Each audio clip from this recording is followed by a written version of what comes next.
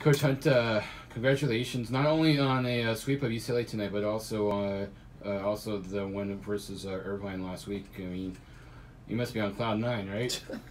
I mean, the guys are playing well, training well. I can't complain with their effort every day in the gym, so it's a fun group to be a part of.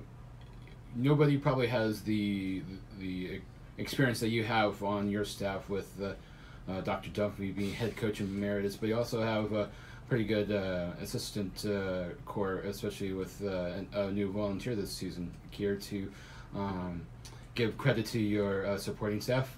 Yeah, I mean, they do so much for us. I got two guys. We have two guys on staff that played here, both won national championships here.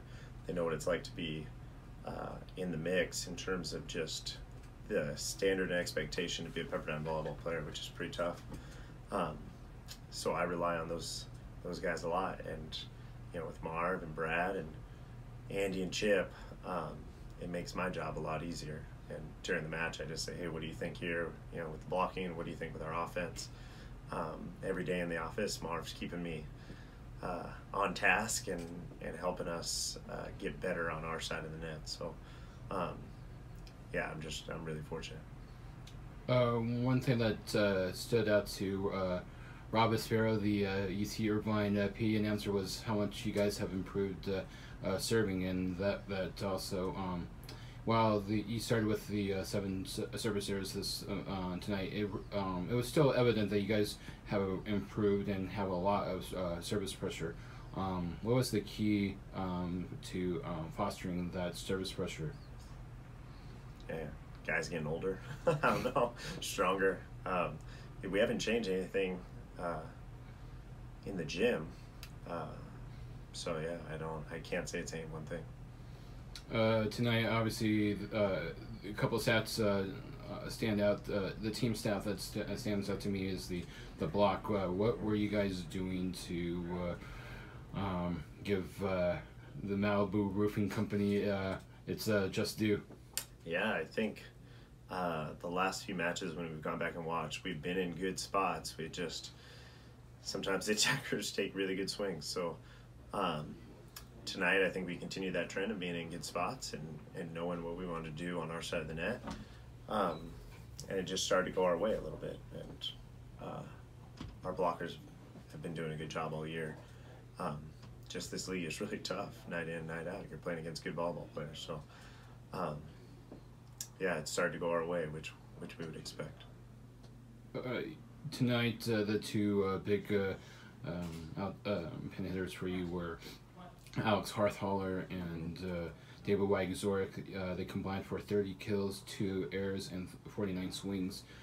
How much of that was their production, and how much was that a product of Robert setting them? Yeah, probably a combination of both. Those are two great volleyball players that are really good people and work hard every day in the gym. Alex was taking big boy swings out there tonight. Dave was doing the same thing, and Dave's range, causes people fits. So to have those two guys click in at the same time is a nice luxury. And of course, having Alex being able to run the pick is a huge weapon, isn't it? Yeah. A lot of people know that Dave's going to get a lot of swings for us, so just being able to balance out our offense and get something in the middle of the court, especially with Michael Wexler in the middle there. You got a big athlete that jumps well and we can throw the ball to. So we got two guys coming right down the middle of the court that put a lot of pressure on the other team's block. So it's a nice offensive weapon to have. Credit to you and your coaching staff is the changes that you guys had to deal with. I'm going to highlight 3 of them, and maybe you can give us some insight on how the changes came about and how the players have adapted. So first one would be Noah Dyer. I mean, I don't know the last time anybody had a 6'5" libero, but how did you guys come to have him become the new libero when injury forced you into making a change? Yeah, we had that injury, and Noah's been out there on the court for us. With the injury, we don't know how long that'll take, so it was sort of logical just to put the guy that's been out there on the court for us this year already, who's a great passer, throw him in that spot. So he's done great. He's embraced it. He's played it well. He's learning the nuances of what it's going to take. So that's been cool. At Oppo, you have Harriman now. How did you come to make him your starting Oppo? Yeah, Colby's got a golden arm, and we need his arm out there on the court. He's got a lot of volleyball in him. He's played a lot of international volleyball, so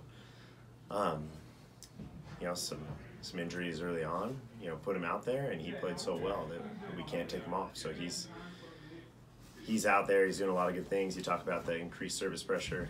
He's a big reason for it. So it's a lot of his doing, and I just kept him out there. So when do we actually see him listed as an Oppo on the roster? Yeah, talk to our SIDs. He had Herman had a off night tonight at the end of the middle of the third set. You put in Denmark. Is that why did you go at that time make the change, if not earlier? Yeah, Colby, I was waiting for him to turn it around. Like I said, he's got a great arm. I believe in him.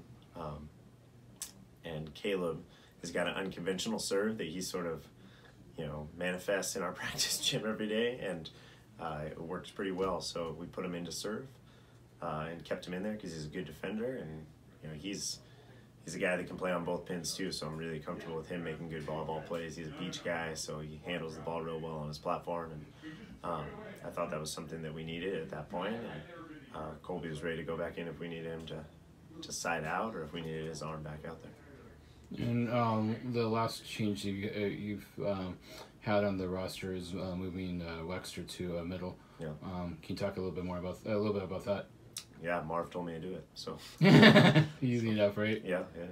Well, thank you for taking time with us off the Block blog, and congratulations on two momentous victories in the early head coaching career of David Hunt. Thank you. I appreciate it.